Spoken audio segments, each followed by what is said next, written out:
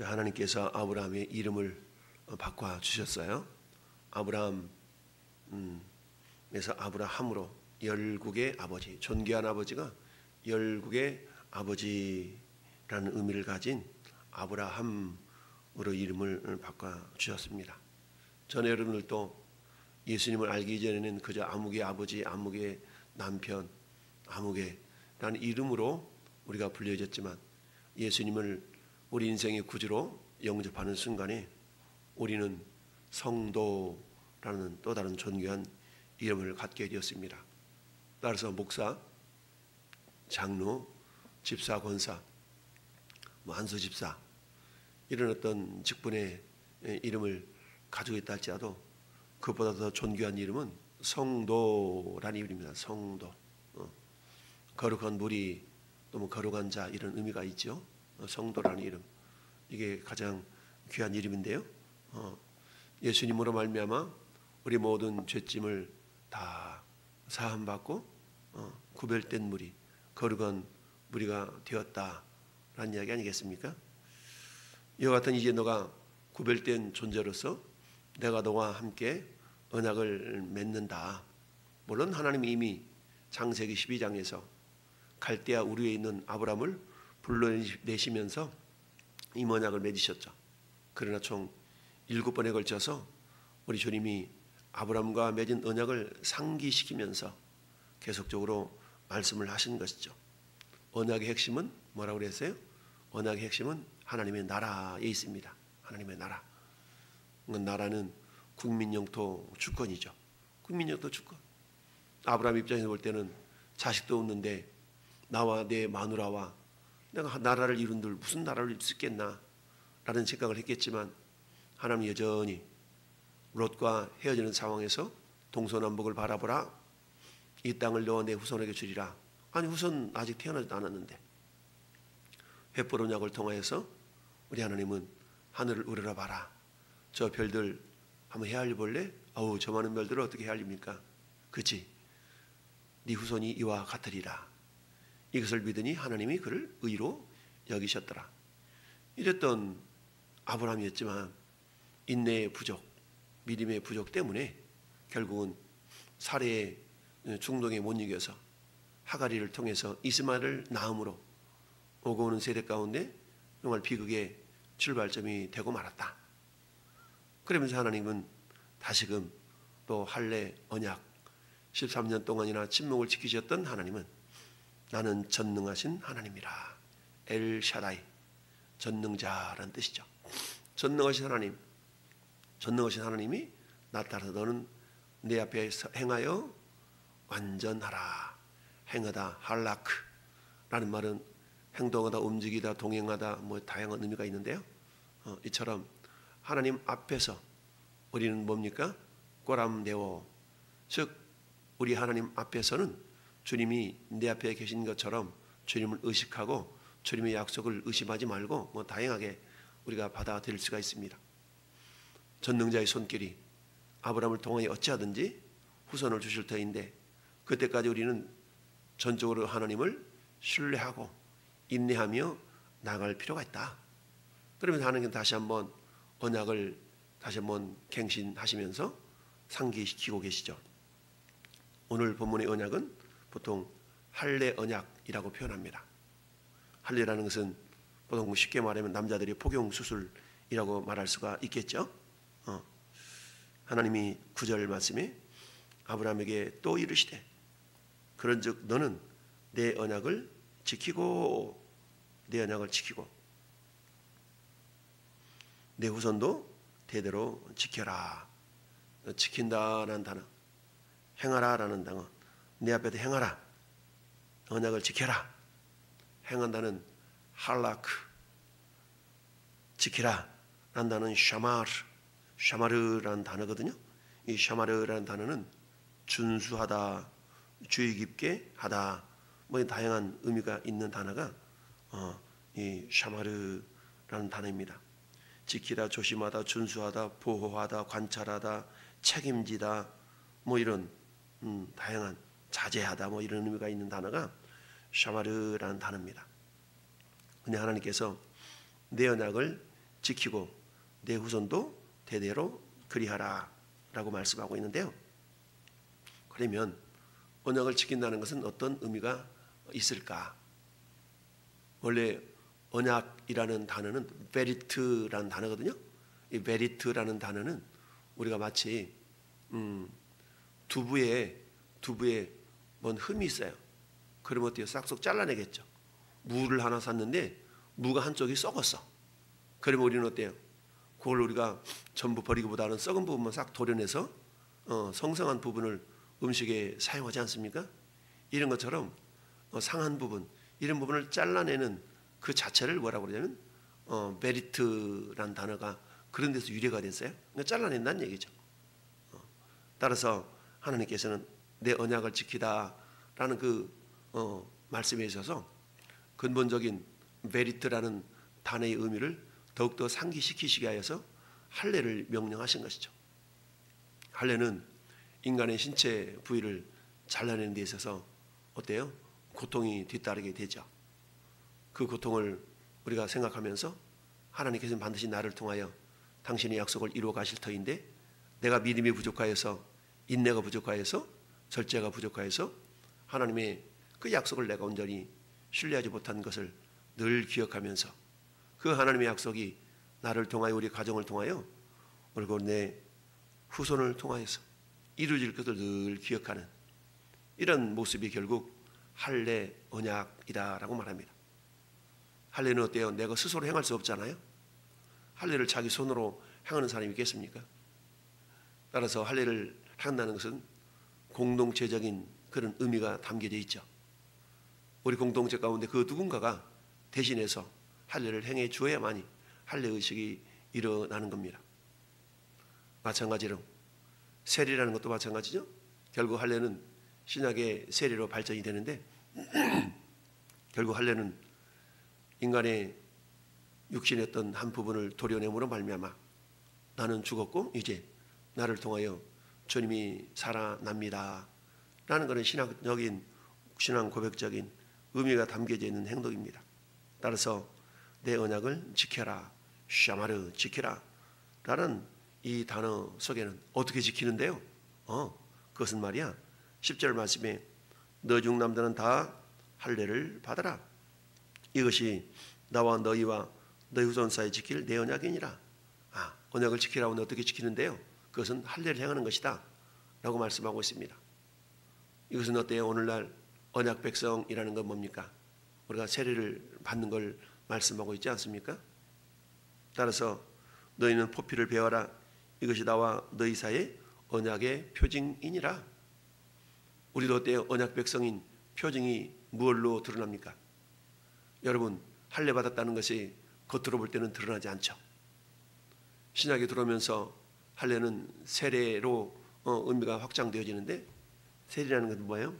나는 죽고 예수님이 나를 통해 사는 것입니다 라는 외적인 표지 아니겠어요? 근데 세례는 어떻습니까? 혼자 받는 게 아니죠.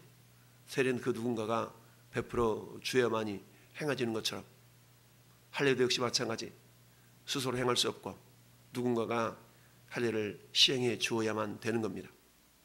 세례를 통하여서 내가 하나님의 자녀입니다, 하나님의 백성입니다 라는 것을 외적인 표징, 성부와 성자와 성령으로 그리고 공동체 회원들이 보는 가운데서 우리가 세례를 행하게 됩니다. 이를 통해 나는 하나님의 자녀입니다, 나는 새로운 약속, 언약의 백성입니다 라는 것을 드러내게 되죠. 따라서 너희는 보피를 배워라. 이것이 나와 너희 사이에 언약의 표징이니라. 우리 그래서 보통 그렇지 않습니까? 세례 받았어 안 받았어? 세례가 구원의 조건은 아니지만 구원받은 자로서 응당 행해야 될 그런 외적인 표징인 것이죠. 너희는 대대로 모든 남자는 집에서 난 자나 또는 너희 자손이 아니라 이방 사람에게서 돈으로 산 자를 막론하고 8일 만에 할례를 받을 것이니라.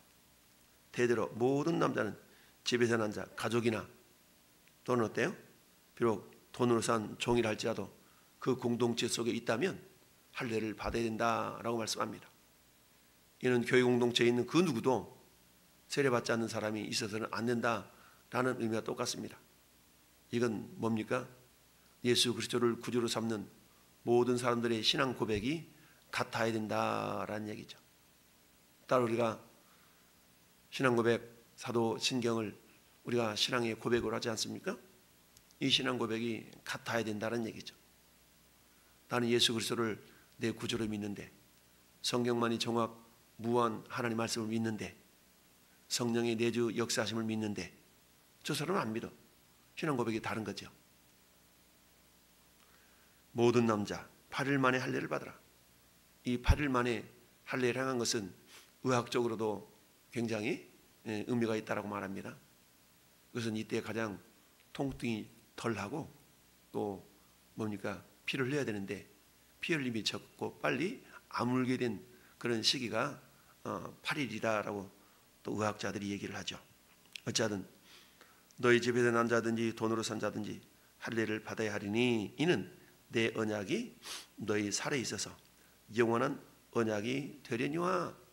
즉 이스라엘 백성들은 자기 할례를 당한 것, 할례를 행한 것을 바라보면서 어때요? 매일같이 화장실에 가서 일 보면서 그렇지 나는 언약 백성이야, 언약 백성이야 라고 확인할 거 아니겠습니까?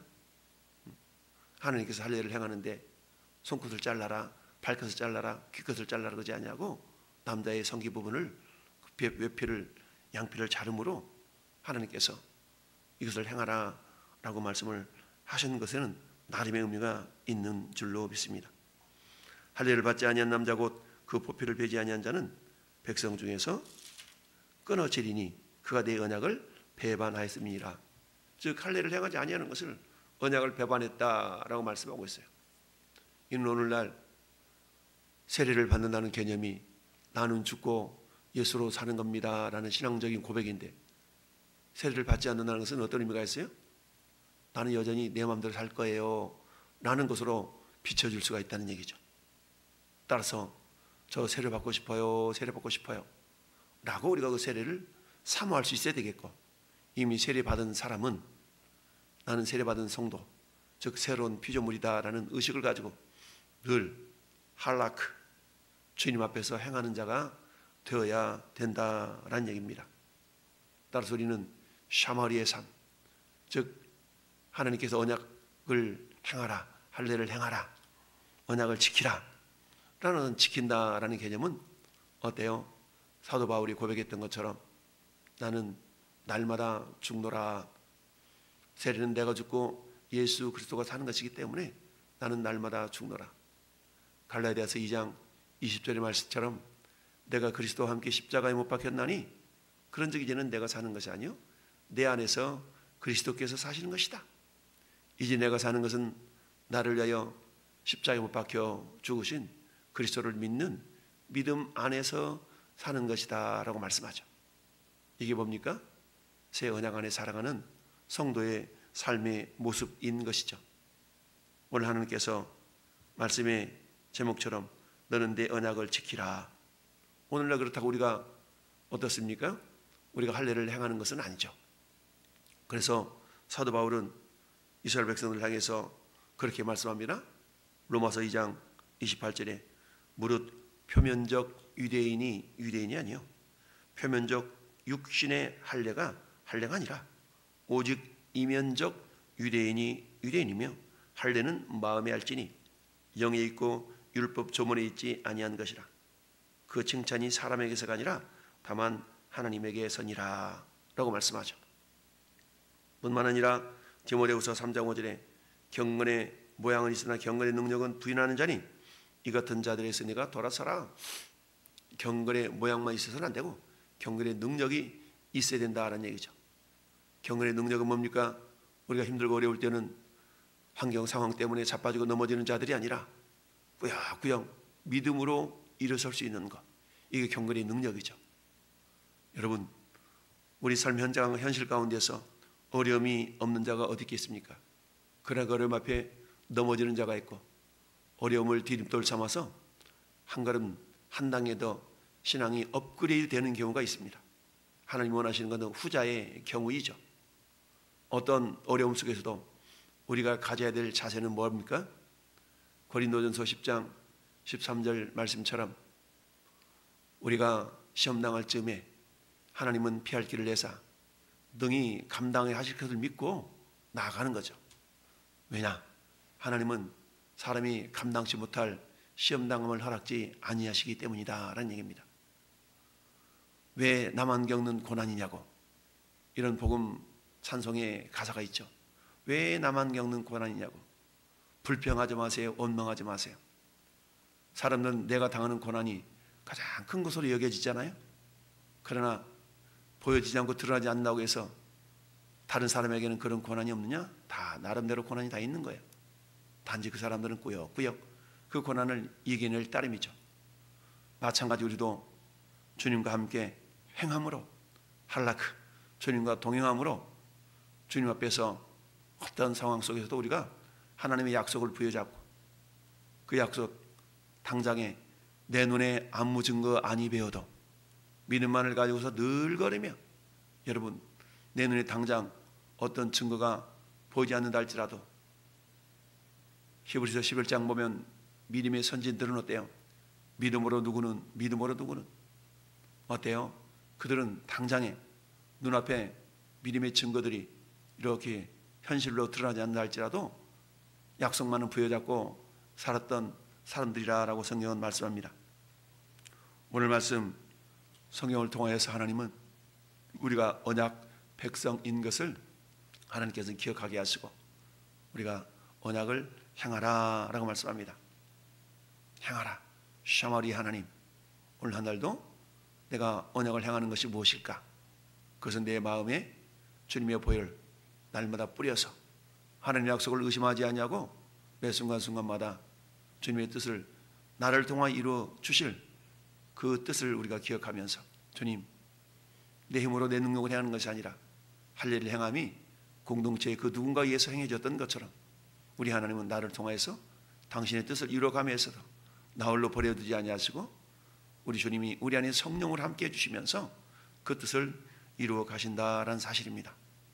오늘도 우리 자신을 그 주님께 내어드리면서 하나님, 나를 통하여 우리 가정을 통하여 우리 공동체를 통하여 주님의 뜻을 이루어드리는 거룩한 공동체, 의로운 공동체, 주님이 기뻐하시는 그런 믿음의 공동체가 되기를 원합니다 라고 우리가 기도하면서 오늘도 언약 백성의 정체성을 드러내는 복된 나라가 되기를 예수님의 이름으로 축원합니다. 아멘.